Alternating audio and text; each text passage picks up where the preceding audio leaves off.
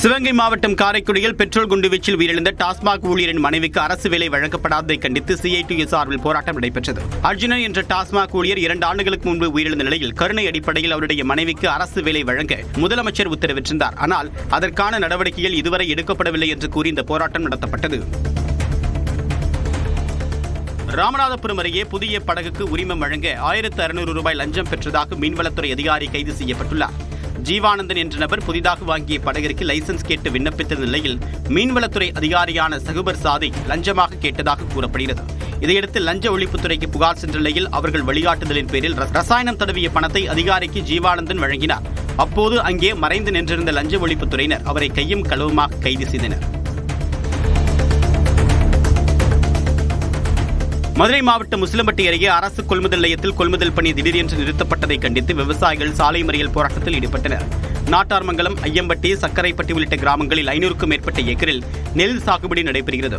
இங்கு விளைவிக்கப்படக்கூடிய நெல் மணிகளை கொள்முதல் செய்ய 15 ஆண்டுகளாக செயல்பட்ட அரசு கொள்முதல் நிலையத்திற்கு கடந்த 10 நாட்களாக அதிகாரிகள் வரவில்லை என்று கூறப்படுகிறது. மேலும் ஐயம்பட்டியில் உள்ள தனியார் கொள்முதல் நிலையத்தில் மட்டுமே நெல் கொள்முதல் செய்யப்படும் என்று அதிகாரிகள் கூறியதாகவும் சொல்லப்படுகிறது.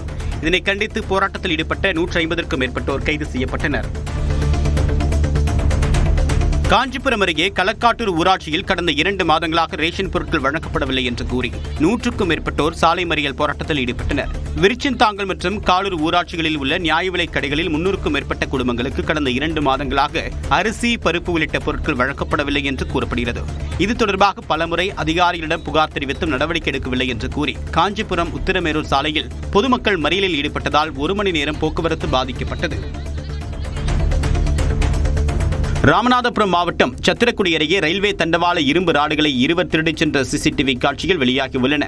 தண்டவாளங்களுக்கு பயன்படுத்தப்படக்கூடிய 30 இரும்பு ராடுகளை காணவில்லை என்று புகார் எழுந்த நிலையில் இது தொடர்பாக ஆய்வு நடத்தப்பட்டது. இந்நிலையில் 2 வீலரில் வந்த நபர்கள் தொடர்ச்சியாக 3 நாட்கள் இரும்பு ராடுகளை திருடிச் சென்றது CCTVயில் பதிவாகியுள்ளது. இதையடுத்து அந்த நபர்கள் குறித்த தீவிர விசாரணை நடைபெற்று வருகிறது.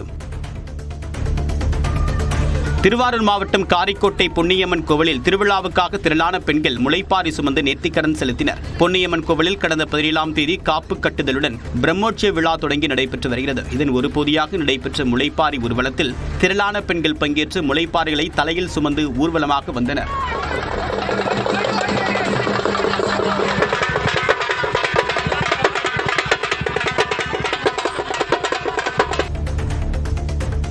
நாமக்கல் மாவட்டம் குமாரபாளையத்தில் சாலையோரம் இருந்த குப்பைக்கு வைத்த தீ அருகே இருந்த யோகா மையம் மற்றும் வீட்டின் மீது பரவியது. குள்ளங்காடு பகுதியில் உள்ள ஜெயக்குமார் என்பவர் வீட்டின் முன்பாக தூய்மை பணியாளர்கள் குப்பைகளை சேகரித்து வைத்திருந்தனர். இதற்கு அடையாளம் தெரியாத நபர்கள் தீ வைத்த நிலையில் ஜெயக்குமாரின் யோகா மையம், முருகன் என்பவரின் வீடுகளுக்கு தீ பரவியது. இருசக்கர வாகனம், வீட்டு உபயோகப் பொருட்கள் என்று 3 லட்சம் ரூபாய் மதிப்பிலான பொருட்கள் எரிந்து சேதமாகின. ராமநாதபுரம் கூட்டுறவு சங்கங்களின் துணை பதிவாளர் அலுவலகத்திற்கு நிரந்தர செயலாளர் வேண்டி விவசாயிகள் சங்கத்தினர் முற்றுகை போராட்டத்தில் ஈடுபட்டனர். காவிரி, வைகை, கிருதுமால் பாசன விவசாயிகள் சங்க கூட்டமைப்பின் சார்பில் நடைபெற்ற போராட்டத்தில் 100க்கும் மேற்பட்டோர் பங்கேற்றனர். கூட்டுறவு வங்கிகளை முறையாக செயல்படுத்த வேண்டும் என்று வலியுறுத்தி அவர்கள் போராட்டம் நடத்தினர். திருப்பத்தூர் மாவட்டம் வாணியம்பாடி அருகே தங்கள் கிராமத்தில் வெளியூரை சேர்ந்தவர்களுக்கு இலவச வீட்டுமனை பட்டா வழங்குவதை கண்டித்து 250க்கும் மேற்பட்டோர் மறியல் போராட்டத்தில் ஈடுபட்டனர். தும்பேரி ஊராட்சிக்குட்பட்ட பகுதியில் அரசுக்கு சொந்தமான இடத்தில் வெளியூரை சேர்ந்த நபர்களுக்கு இலவச வீட்டுமனை வழங்கப்படுவதாகவும் தங்களுக்கு அங்கன்வாடி, கால்நடை மருத்துவமனை, பள்ளிக்கு கூடுதல் கட்டடம் கட்டித்தரவில்லை என்றும் மக்கள் குற்றம் சாட்டுகின்றனர். 50க்கும் மேற்பட்ட பொதுமக்கள் தும்பேரி கூட்டுறவு சாலை, தமிழக ஆந்திர சாலையில் அமர்ந்து மறியல் போராட்டத்தில் ஈடுபட்டனர்.